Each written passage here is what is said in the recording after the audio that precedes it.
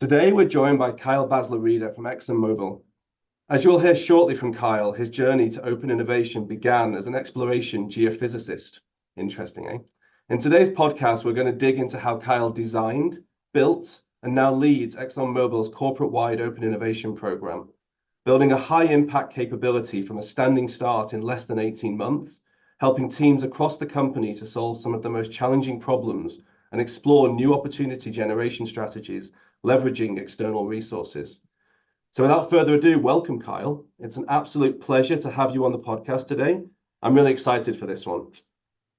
So without further ado, let's start first of all with a bit of background and a bit of motivation. Can you tell our listeners a bit about yourself, your personal journey, and the role that led you to this, this thing from exploration geophysicist to open innovation guru? Yeah, well, thank you, Simon, for the warm introduction. My pleasure to be here as well. Really excited to connect with your community. Yeah, I would say my journey, it's been a windy one, exploring various activities. I do find that other open innovation leaders, I do find they often have these windy paths. So I don't think I'm alone, but yeah, my journey started at ExxonMobil, exploration geophysicist, as you said. That's basically a fancy way of saying I built 3D models of the Earth. I helped people look for where to drill wells, where to discover new hydrocarbon deposits. And then after we've discovered them, how are we going to produce those? Where are we going to put all the wells? How many wells do we need, etc. So started really in that space. Had a good run there, 5 years of sort of various technical assignments. I had a business assignment, got to learn about, natural gas, various types of things. And then what happened is I started on these sort of broadening assignments, if you will. The first one was a machine learning research role for a year. So AI, that's something that I studied in my master's thesis and kind of picked back up on that. Did some imaging work for a year, did some other types of stuff. And then what happened is we had an opportunity that came. In ExxonMobil, there was a recognition that we needed to be more externally leveraged. We needed to get out there. It's a big world. There's a lot of capability out there. And at the time, this was something that some teams did really well, other teams not so much. And every team had a different tool they liked to use, whether it was working with vendors, maybe labs, academics, etc. So what they did is they decided to make a full-time position. That was about 3 years ago, roughly 2.5 years ago. That position was called External Leveraging Coordinator. That's how I got started in open innovation. And I got to tell you, it was a bit of a shock for me, again, with this very technical background, sort of saying, why me? Okay, this is interesting. Well, it turns out that I think that background actually paid off. So when I came into the role, really was trying to get oriented. What are we trying to do here? I conducted a lot of interviews. I talked to about 200 people, 150 or so inside. And I also started talking to people outside the company. And from that role, I developed some guidelines on 3 things. What are the types of things we should take outside? What are the types of things that you should do for those activities? So if you go outside, should we go to a lab? Should we go to a vendor? Who should we be talking to? Who should help us? And then for each one of those, I put together some tips, tricks, guidelines. So that was kind of the front end of this thing. Open innovation comes online about 1.5 years ago, as you said. That's a bit of a different ballgame. I think we're going to unpack that more in this call. Yeah. But that's a little bit of the preface on how I got to this assignment.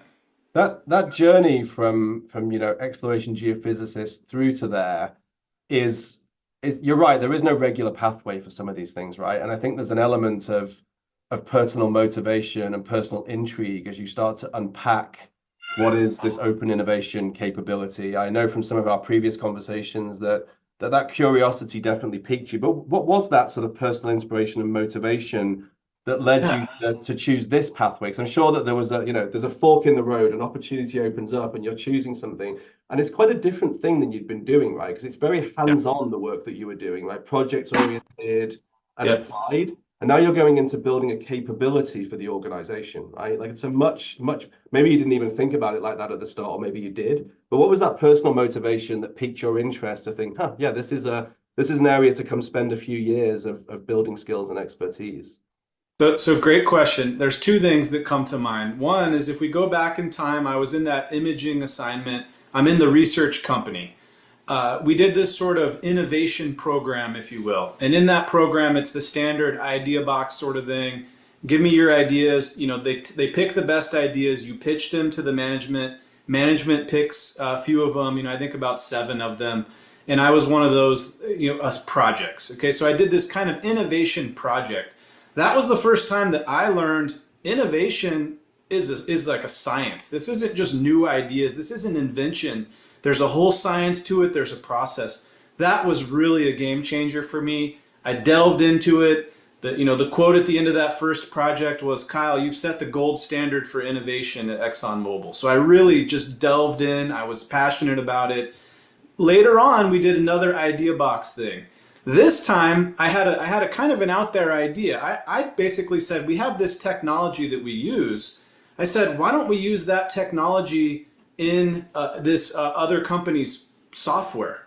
And they were kind of wondering, what are you talking about? We're going to give one of our imaging softwares to this other company that does voice communication? It was really this out there thing. And there were a few conversations that came from that. They said, look, your idea, it's kind of interesting, but what's more interesting is this mindset that you had of taking some of our technology off the shelf and farming it out to these other companies. So those were some of the seeds where I think I kind of got started. The next year I was a senior mentor on this innovation program. And then I got to sort of some mastery because now I'm coaching other people. So I think that's a part of the reason why I was chosen for the job. Those two kind of inklings that, hey, this guy, he's kind of interested in innovation. And he's thinking externally in these new ways that we're not thinking about. So internal innovation led to the birth of open innovation. There you go. That's exactly right. Interesting journey. And I guess you got the bug a little bit at that point in time as well. And I know you've gone out and spoken to a lot of different practitioners and folks from different industries as you've gone through this. Could you just step back from that a little bit and talk to us about so what is open innovation at ExxonMobil? Like what is it that you started to create? I'm really glad you asked me that question because I think a lot of folks, when I start talking to them, they say, okay, what are you talking about? Open innovation? What do you mean? So let me give you my take. So at ExxonMobil, here you are, you're on a team and you're trying to solve a problem. You have your immediate team, you're in the weekly team meeting, they know what you're trying to do. And if they have an idea, they'll share it with you. Now that I call that level 0, okay? That's a level 0 collaboration. Level 1, you might have these adjacent teams. You all report to the same place, but you're working on different things. That's a level 1. Level 2, there's maybe a different function next to you. Level 3, there's a whole different part of the company. Now, me over here drilling the wells, now there's somebody over in a refinery. Well, what are they doing? Level 4, for me, you're kind of getting outside the company, but these are the places you always talk to. These are the vendors. These are the professors that you're familiar with, the literature you're familiar with. You're getting into these higher levels. Level 5, you're kind of getting into the places you don't talk to. Level 6, you're getting into the adjacent industries. So these are industries that you never go to the agriculture conference. You don't go to the pharmaceutical conference. You don't even know what's there. And then kind of the final level is this global crowd and these people that have completely different experiences. So what I tell people is open innovation is all of the above. More than half of my projects, we define the problem. I connect them to another internal team like this level 3, I might say. And they say, wow, this is amazing. We didn't even know there was a whole team doing this stuff over here in this other part of the company. That's actually more than half of my projects end there. Now, when we go outside, you can get into academics, vendors, labs, etc. I certainly have the tips, tricks, and guidelines on those, but those are not the things that I'm really passionate about. Those are not the things that I really focus on. What I focus on, number 1 by far, global crowdsourcing. Taking your problem outside and having millions of people try to solve it. Number 2, global requests for proposals. Same thing, but I'm not seeking ideas. I want a proposal. What's your product? How are you going to solve the problem? What can I buy? Or we can develop it together. And then number 3 are these open talent models. Getting out there, connecting to talent quickly, on demand. As you said, I actually used that strategy when I got started. I found about 50 open innovation leaders around the world, connect on LinkedIn. Hey, I'd love to have a conversation with you. I'm getting started. Would you be willing to help me out? So those are the three things that I personally work on. But yeah, my definition, it starts inside the company because it's amazing what you can find. These silos, you go from one to the other. This team's been working on your problem for 20 years. And it's amazing to me when I can do that because it's so easy and then I just walk away. Those are probably some of the highest value things that I do.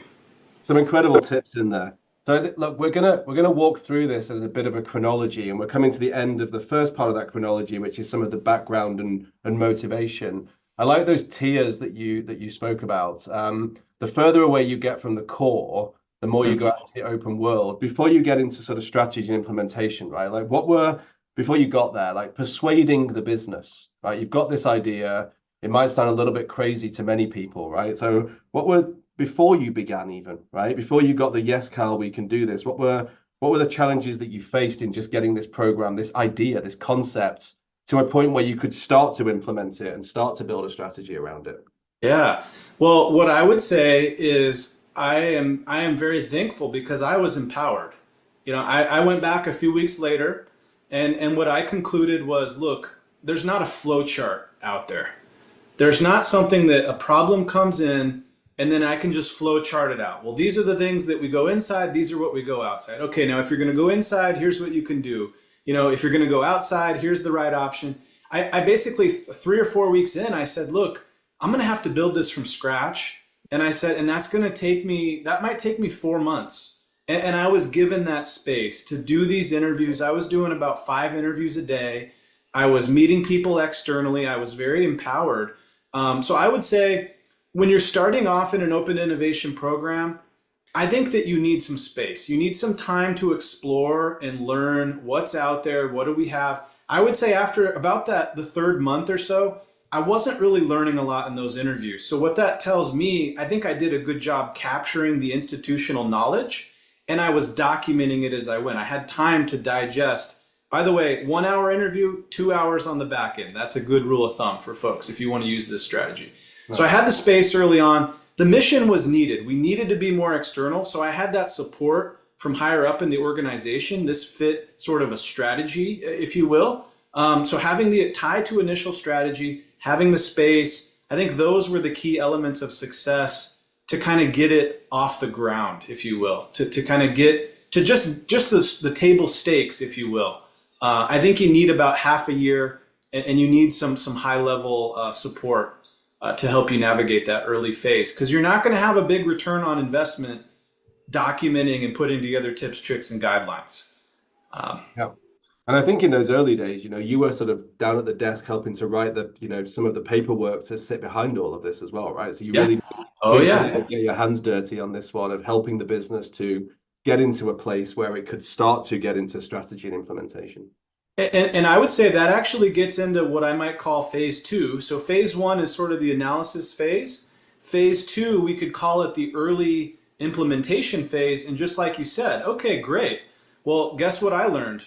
I want to do crowdsourcing. I can't just turn that on. Okay, it's going to take some time. What platform am I going to use? I need to look at that. And then when it's ready to bring the platform in, that's going to take some time as well, right? This stuff doesn't happen overnight. I had to get some funding in place, et cetera. So yes, that phase, again, it's going to take 6 to 12 months after the analysis to just get this thing built. I had to go get alignment with a bunch of different sort of senior stakeholders, right? And say, hey, we're going to be doing open innovation. These are the things I want to focus on: crowdsourcing, RFPs, open talent. How does that sound? And then go have meeting with their reports and go have meeting with the reports of the reports and try to get kind of everybody's buy-in. Different teams have very different cultures, and it's going to take you some time in that middle phase to go learn the culture. Is it they don't have enough time. They don't have enough budget. They don't have enough people. They're very sensitive about IP. What are those challenges? And then you have to custom build your open innovation program to meet those needs. Again, I feel like I was very empowered and given this space to explore. Now, in that middle phase, there started to be, some questions saying, hey, we really need to do some projects. You need to show something, right? And so there, you do need to start kind of, I would say within 6 months, you're going to need to start doing something, some type of advising, little projects. If you already have existing capabilities in the company, try to leverage those and try to get a few shots on the goal to get something on the board.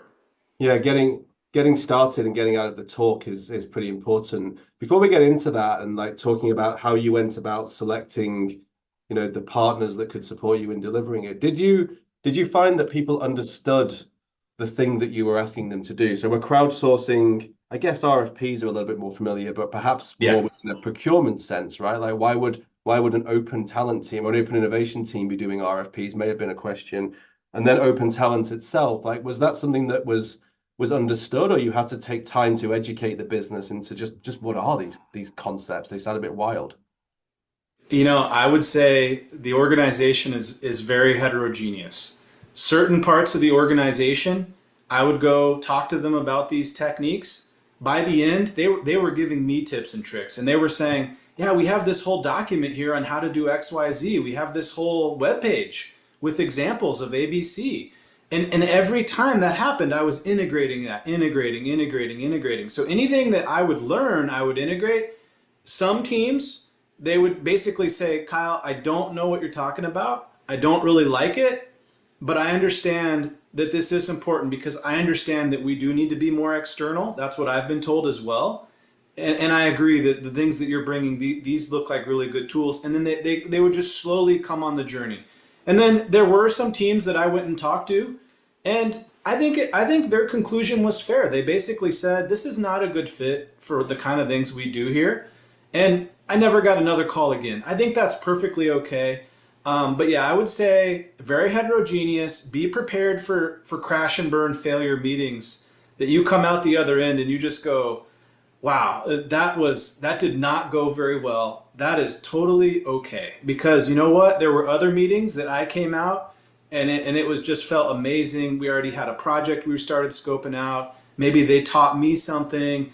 I would get quotes like this: "I'm so excited to hear about crowdsourcing. I've been hearing about it. This is really cool. How can I get started? How can I help?" So also be prepared for those champions that are going to come out of the woodwork.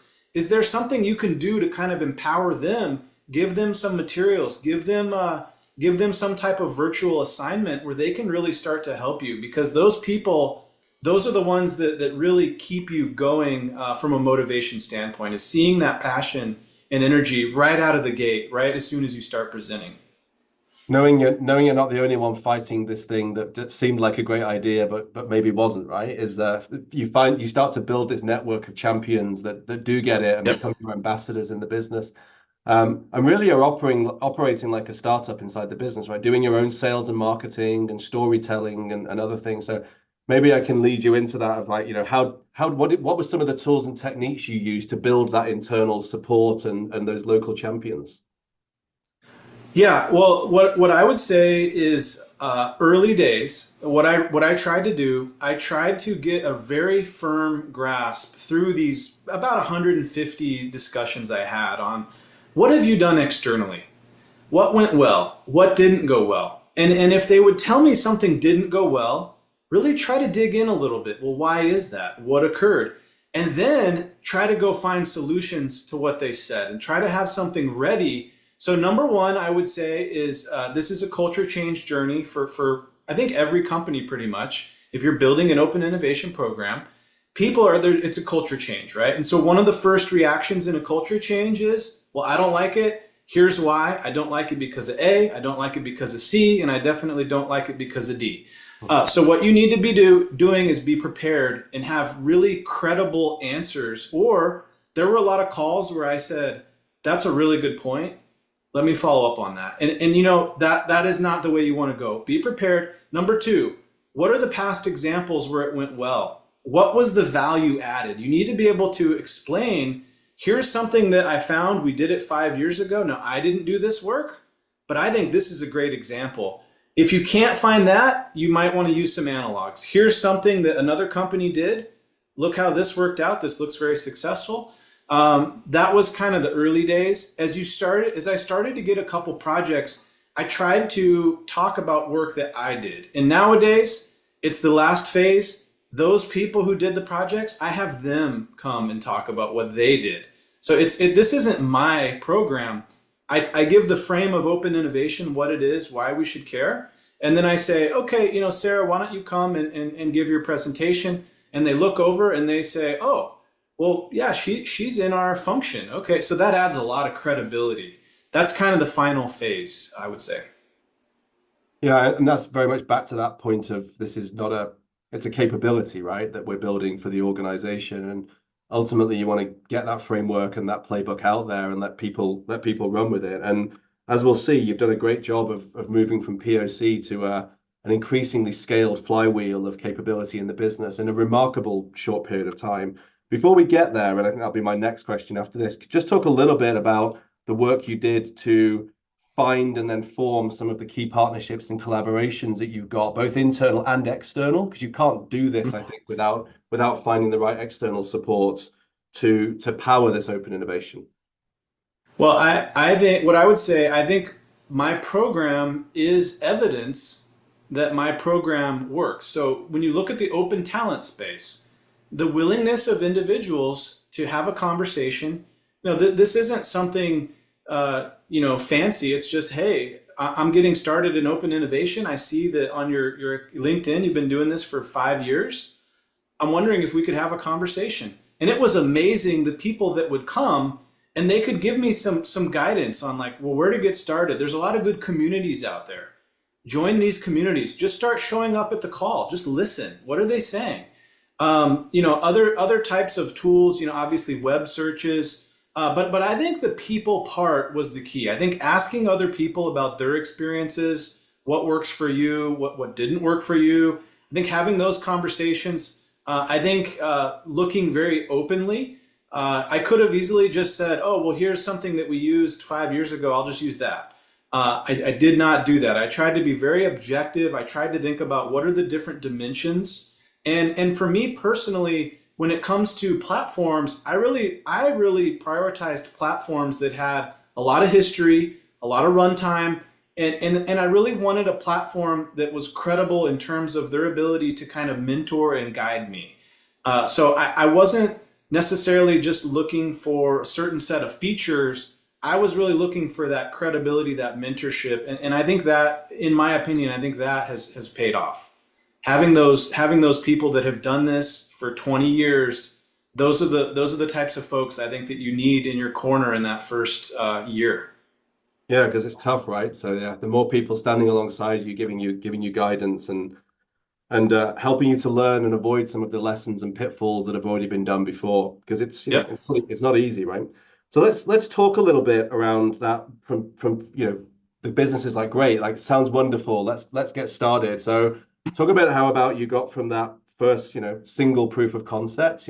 How was that one selected? What can you share about that, into building an embedded capability? This is quite a big question, right? This is the meat of how do we get out of a great idea and sort of early strategy into walking the walk, learning some lessons, and then in your case, remarkably building like incredible demand from the business to the point that we've got in, as you said up front, less than 12 months, right? We talk about this as less than 18 months, but actually Yeah. from challenge through, I think is less than 18 months of just incredible success. So what have we learned? What did we do? What can others do that would let them repeat that success?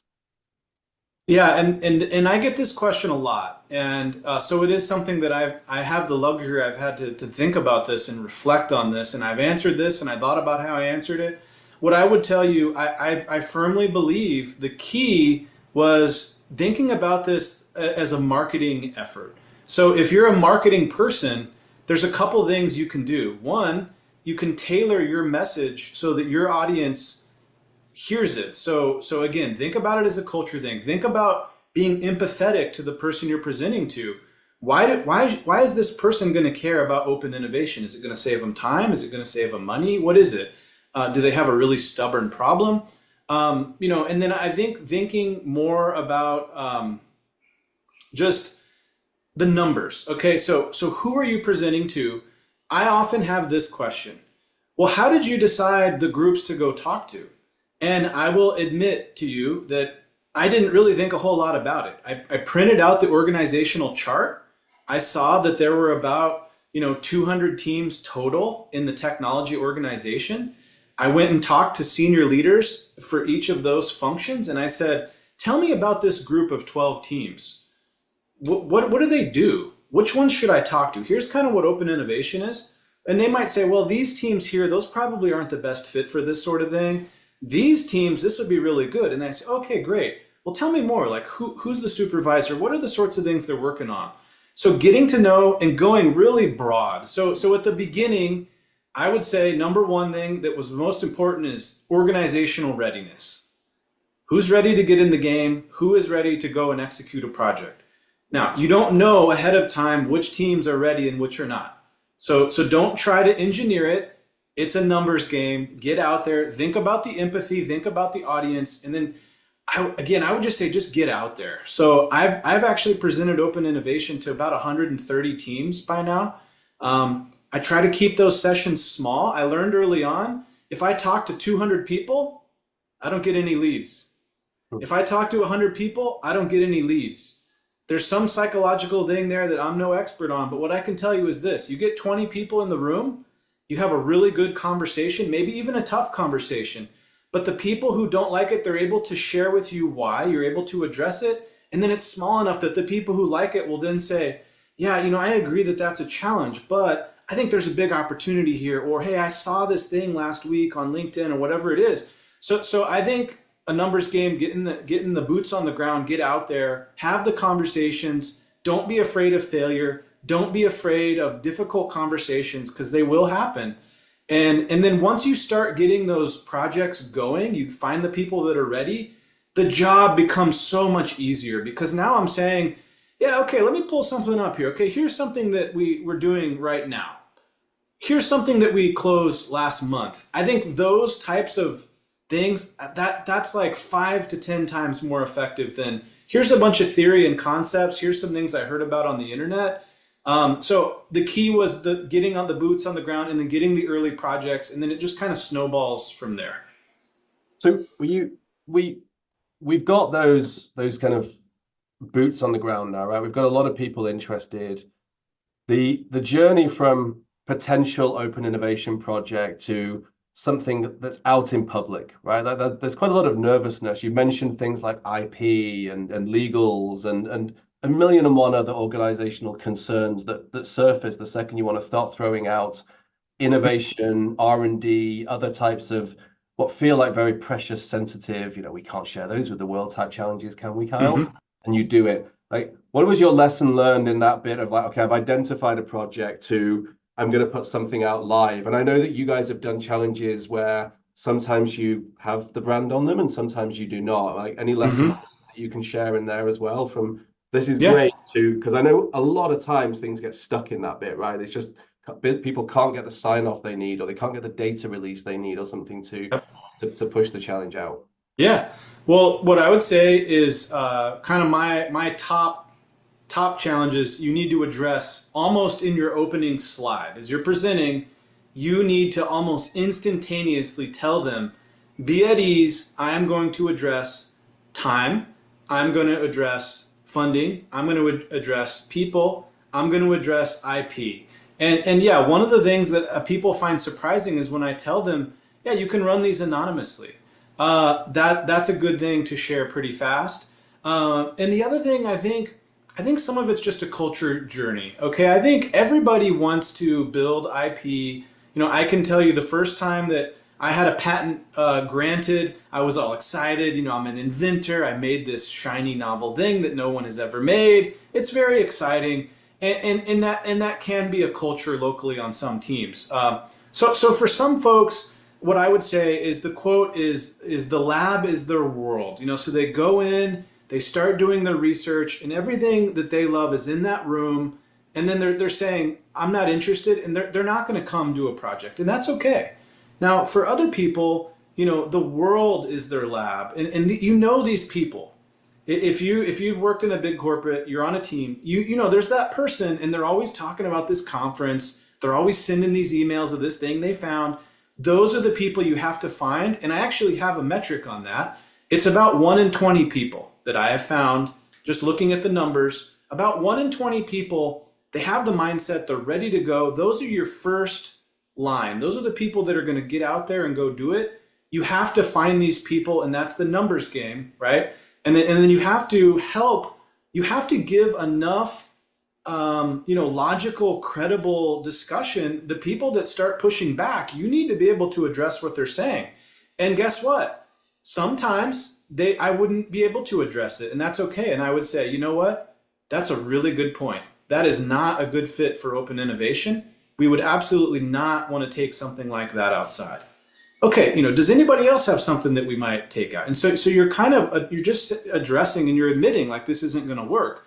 But again, find the ones that it will work for, and those are the ones that are going to get everyone else in the game, and it's going to take some time. So be patient and be ready for some big failures. I got to tell you, these meetings can be not the most fun sometimes.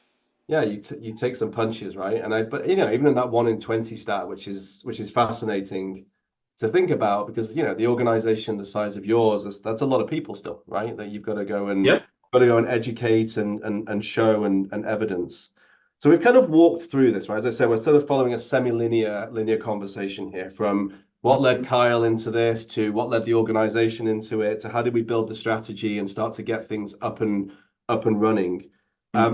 What about success then? So what can you share about any notable successes that have come through the program? I've eulogized about, the fact we've got this flywheel going. Like, what does success look like? Maybe a good place to start. And then what examples could you share of successes from an Exxon perspective, recognizing these things can take years beyond the short challenge to actually drive impact out the back end. Yep. So I have this funnel, the classic kind of early phase, and then these different stages. And when you get to the end of my funnel, I have 5 outcomes is the way that I've organized it. The first one I call an indirect failure. So there's not really a direct thing that I can say, we tried this and it failed. Indirect failure, about 15% of the time or so. What happens is we start going down this path, we have some discussion, and maybe they decide they don't want to do it. Maybe they decide it's not a good fit for this year. They put it on the shelf. Maybe we just can't get everybody aligned on the wording, something like this. So about 15% of the time, they don't go anywhere. I have an indirect success, which is like I didn't do an open innovation project again. So it's not like a direct success, but about 50% of the time, and that's usually where I just connect the team to an existing solution that's already in the company, or I connect them to a team and they're kind of off to the races and they're all excited. So about 65% of the projects, they don't proceed to open innovation in terms of outcome metrics. So when we look at the success projects, what I call a direct success, those are usually something where we find an idea that's a little bit higher TRL, so technology readiness level, from kind of 1 to 9. There's different systems you can use, but basically someone didn't give us an idea. They basically said, hey, here's this thing that's off the shelf over here. It might be in a different industry, it might be in a different country. You might be able to use that. Those are the things I think that have the most success. Now we're pretty early days. Okay, we don't have a lot of time. Time will tell sort of on the failures, and time will tell on the 5th category I have, which is, I call it pending success. So I don't call it pending failure, I call it pending success, which means we have some ideas. Maybe we have 5 ideas that came. We're still kind of working through those. Maybe we've looked at 1 or 2, it looks good. We're going to kind of pursue those first. If those don't pan out, we might look at some of the other ideas. I believe this process will take me 3 to 5 years of runtime before I can start to talk a lot about where did this not work, where does it work really well. Now, those direct success projects, again, finding something off the shelf is always good. We're finding some really good ideas, like with crowdsourcing platforms. You get these new ideas. Those are some things that I find very exciting. I can't say they're all ringing the cash register yet, but I can say that pretty much every open innovation project that we've done, the quote is always about the same, which is, wow, you found us a lot of new things that we've never seen before.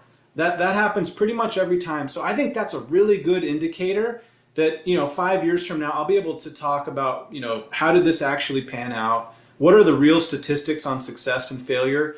And then, okay, in terms of a failure, what often happens, you might go and try to find something. Let's say that you look at all the results and there was nothing there. I don't give up there. Okay, so a couple things we can do. We can, if we did something internal crowd, let's go external crowd. If we did external crowd, let's try an internal crowd. Let's go talk to other teams. There's a lot of different ways you can kind of pivot those efforts. So even the failure cases, I would say, I'm still exploring and I'm saying, well, let's try something else. Let's frame the problem differently. Let's zoom out. Let's zoom in. So it's going to take some time to kind of sort through all those. As I said, successes, those are usually something we can kind of plug in. But that's only because we've only been online for less than 2 years. Yep. So time will tell. Quite often when people launch these things, there's a couple of things that kind of blow people's minds, I think. One is that, how can a crowd that have this much information versus all that we have as an organization and a set of subject matter experts help us find something new and novel? And that, the idea that, the long tail will always outnumber, the number of experts and adjacent experts in long tail will always outnumber even the brilliant subject matter experts that you guys can hire in-house is one of it. But also a lot of these are very unlikely, champions, right? They're unlikely successful. Yeah. They don't have the resume to necessarily suggest that they would do those things. The second is the length and the detail that you get in a lot of these submissions. Is that something that you can resonate with as well in terms of what comes back? And the second side of that is then how do you manage those evaluations, right? Like, is it a lot of work? Is it, how do you plan for that? Yeah, so first of all, I'll try to answer three different things here. So first of all, yeah, I mean, we're a big company, over 150 years of history, lots of capability, lots of depth in a lot of things. However, what's outside? Roughly 1.1 billion freelancers. So there's over 1 billion people out there. They can come in, they can help you, and then they'll go work on something else. So they're there, they're ready to help. Number two on that, about 600 million entrepreneurs are out there, and they are founding 300 million companies a year. If you think of a success rate of about 10%, that means that there's 30 million new companies coming every year.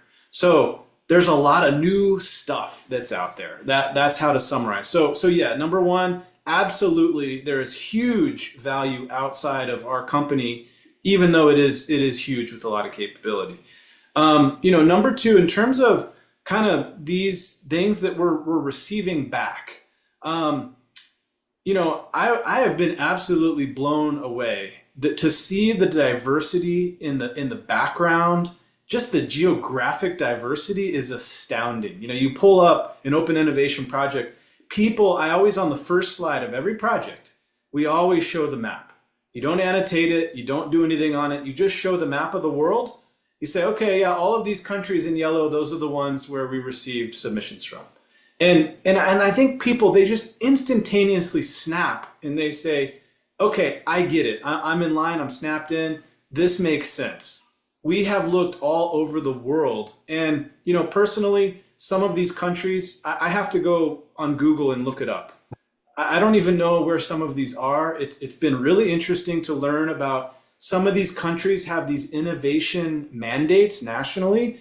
And there's a lot of people out there that are using these platforms. And then, yes, do these people, kind of fit the hiring profile? A lot of these people, I mean, we'll get submissions from a small business owner in a different country, and they're just saying, hey, here's how I've looked at that problem before. It's fascinating, frankly. And then the results we're getting. Yes, we have received a 200-page submission, a 200-page Word doc. Somebody basically took their PhD thesis and then they updated it and then they added a bunch onto it. And so, okay, now that document, those are really hard to digest. So I would say, as a seeker, my advice to solvers would be try to summarize up front so that we can digest quickly. Now, some projects, yeah, I mean, you can get 100 submissions. that can be quite challenging. The strategy that I've been taking is first of all, I like teams to go through and identify the ideas that you clearly already know about. We try to put those into our challenges. We try to very carefully say, these are all the ways we've tried to solve it. Here's what we know about them. We try to be as open as humanly possible to guide our solvers away from things that we've already tried. But the first thing, I think the first pass is let's kind of cut the things that we already know about. And then the second pass, I try to get teams to divide and conquer if you can. Try to work with multiple individuals and say, okay, you do 10, you do 10, you do 10. I think once you're getting past about 20 or 30, I think you're kind of getting where it's going to be hard for one person to really go through all that. And then what we're doing there is the same thing. Like, let's highlight the ones that, we don't think they're going to work. Like, do they have a showstopper? Is there something in there it's not going to fit? So we're trying to cut. And then I bring everyone back together, and then we go through one at a time. We'll do 2 2-hour workshops typically. And now we're going to talk about the what's possible. Well, what if? Will this work? Does it fit in our site, etc. So that's kind of how I'm doing it. I'm still learning, but I find that this cutting exercise, I think that is probably the most efficient way to go. We do get 1-sentence proposals.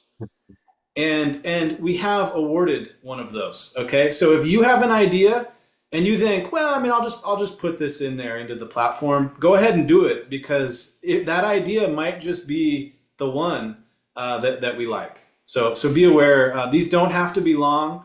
And then again, if they are very long, please try to make them small. Some of these folks, they have 60 proposals to go through, and sometimes it is really only one person doing it. Yeah, I think that piece of advice is actually we get often asked by solvers, like, what's the optimal length? And I was like, it depends on the quality, right? But I think the 2-page summary is probably the optimal length. I didn't know that you'd awarded a 1-line answer, but it's good that tweets. Yep. I love telling people that. I love telling that story. Yeah. So we're getting close to the end, Kyle, and I want to be respectful of your time as well.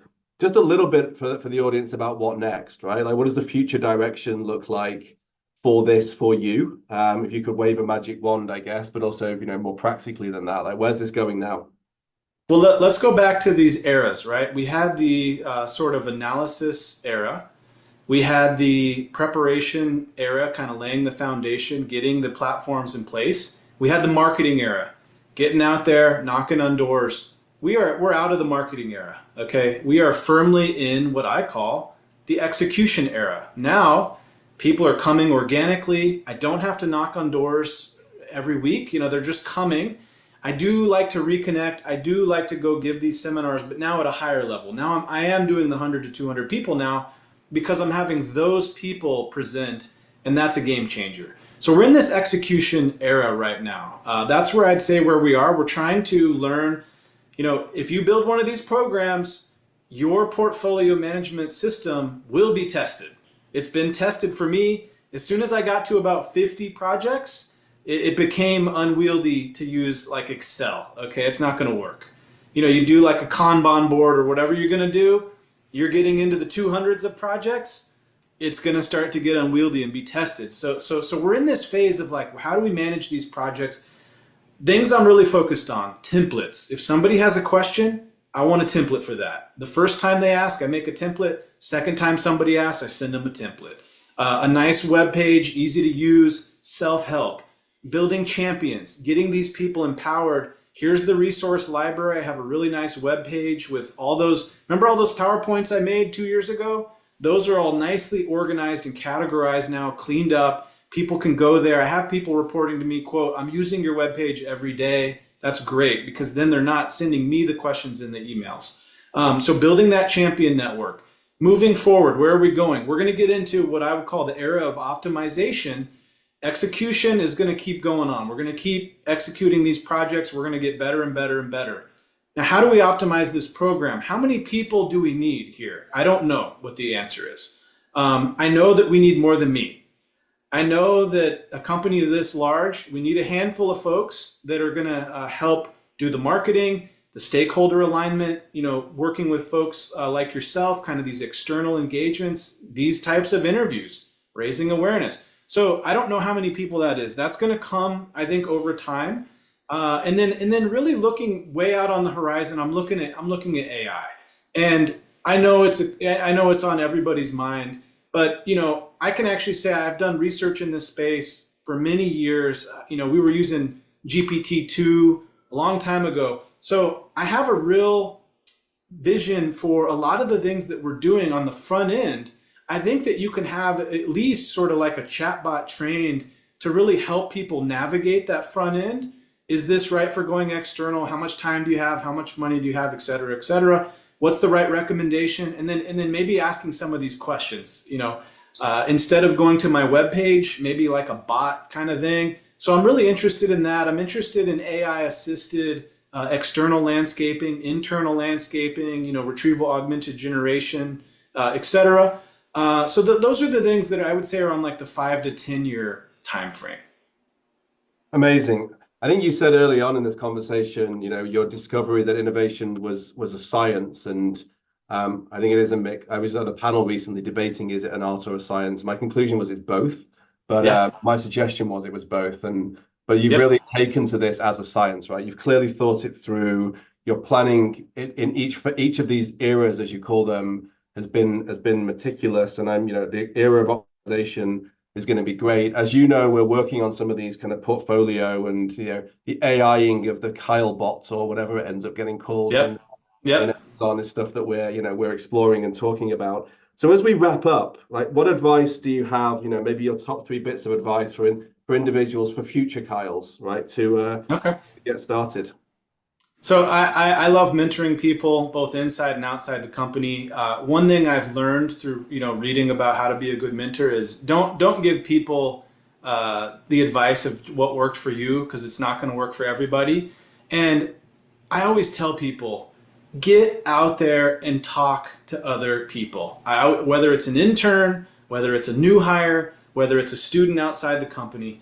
Go have conversations. I think that is by far the number one thing I could say. If you're getting started, particularly in open innovation, because we are trained in working externally and being open. We get it. I understand that helping you with your program, you might have some nuggets that you share back to me.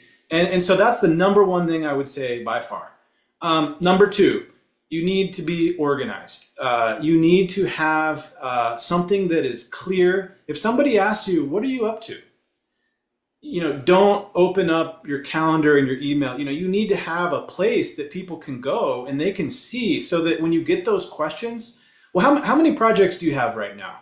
You don't want to have to go and manually set that up. I used to do it kind of manually every now and then when I would get asked. Now, a nice dashboard, anybody can go there. You can see all my projects. So organization, I think, is really key. And the sooner you do it, the better. And think about scale. Think about, what if I had 1,000 projects in here? That's not an Excel spreadsheet, okay? That's got to be something else. So think about scaling and organization. And then I think number 3, if you don't have it, figure out a way to train it or something. But you got to have some grit, okay? This is going to take a sustained effort. You're going to have some challenging conversations. And I tell people the following. Open innovation requires 2 things. Number 1, you have to go outside and work externally. That's very challenging for some people. I'm sure it's better at some companies than others. Other groups, it's better than others. But going externally in general, that can be kind of hard. Number 2, we're talking about innovation, new ideas. You have the not invented here culture is a known effect. So I'm asking teams to simultaneously work externally and overcome not invented here culture at the same time. That's going to be too much for a lot of teams, a lot of folks. So be patient with them. Be prepared for this culture change journey that you're going to be on. It's not about just executing projects. It's about empathy. It's about the people, and it's about your patience. Be patient. The wins will come. Those first 10 to 20 presentations I gave, I got some brutal feedback. It was brutal. But I evolved, and guess what? That 30th presentation, I felt pretty confident. Nowadays, now I can go have an external conversation, and I'm comfortable with that. So be patient with yourself. Have some grit. Try to get some space. Especially the first year, I think. Don't rush too hard to just going for the biggest high value things right away. You certainly need to do that in the area of execution, but in that early analysis phase, the early onboarding phase, try to get some space from your management so that you can explore and really every organization is going to be different, right? So you're going to need some time to take whatever's in the books, in the podcast, and what people like me say. Your organization is going to be different, so you're going to need some time and try to get that in place. Yeah, I think that mindset of get ready to take some kicks, as we've said, like it's like the entrepreneurial journey. It takes me back to the early days of pitching this business idea and getting thrown out of rooms and wondering what the hell we were doing. And eventually you find the fit, right? The culture fit, the language fit, the Yeah. approach and everything else. So Yep. I think, look, the people could do worse than reaching out to you. You've spoken to many, many folk, both internally and externally. So, and I appreciate the fact that you want to give some of that back now and help. So, finally, for our listeners, how can they follow your work, and if they want to get in touch with you for more questions?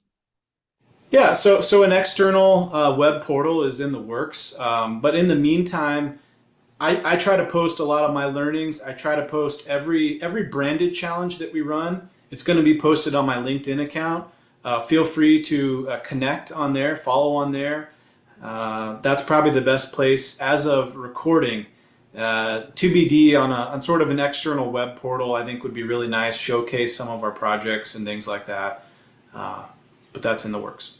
That's exciting, Kyle. And listen, thank you very much. I think, there's a lot of helpful tips, so many. I appreciate the fact that you try and summarize some of those bullet points as we go through, and we'll pull some of those out for our listeners to circulate, as well as your LinkedIn kind of profile to share as well. So thank you very much. Thank you to everybody for listening to this episode of the Total Innovation Podcast. Please subscribe for updates on upcoming shows and for all things Total Innovation. Check out Wazoku at www.wazoku.com. And thank you, Kyle, again for your time today. It's been incredible. Thank you for the great discussion.